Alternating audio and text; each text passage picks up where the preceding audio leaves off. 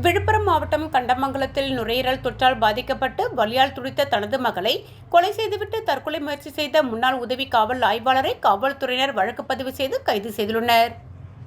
விழுப்புரம் மாவட்டம் கண்டமங்கலம் இந்திரநகர் பகுதியைச் சேர்ந்தவர் கோதண்டராமன். 69 வயதாகும் கோதண்டராமன் காவல் உதவி ஆய்வாளராக பணியாற்றி ஓய்வு பெற்றுள்ளார். இவருக்கு 33 வயதில் ஸ்வேதா என்கிற மகள் இருக்கிறார். 4 ஆண்டுகளுக்கு முன்பு குறும்பன் கோட்டை பகுதியில் திருமணம் செய்து வைக்கப்பட்ட இவருக்கு ஒரு பெண் குழந்தை உள்ளது.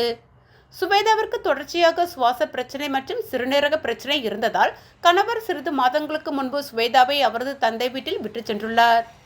இந்நிலையில் தொடர்ச்சியாக சுவாச பிரச்சனையால் பாதிக்கப்பட்ட தனது மகளை புதுச்சேரி அரசு ஜிப்மர் மருத்துவமனையில் சிகிச்சை அளித்து வந்துள்ளார்.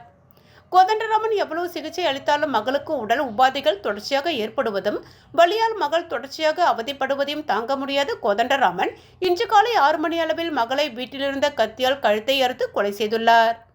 பின்னர் தானும் தற்கொலை முயற்சி செய்த நிலையில் நடைபயிற்சி முடிந்து வீடு திரும்பிய மனைவி கழுத்தறுத்து கிடந்த தனது மகள் மற்றும் கணவரை பார்த்து கூச்சலிட்டார். பின்னர் அருகிலுள்ள காவல் நிலையத்தில் தகவல் தெரிவிக்கப்பட்டு காவல் ஆய்வாளர் சிவசந்திரன் மற்றும் விக்கிரவாண்டி டிஎஸ்பி சரவணன் ஆகியோர் நேரில் வந்து கோதண்டராமன் மகள் உடலை மீட்டு மருத்துவமனைக்கு அனுப்பி வைத்தனர்.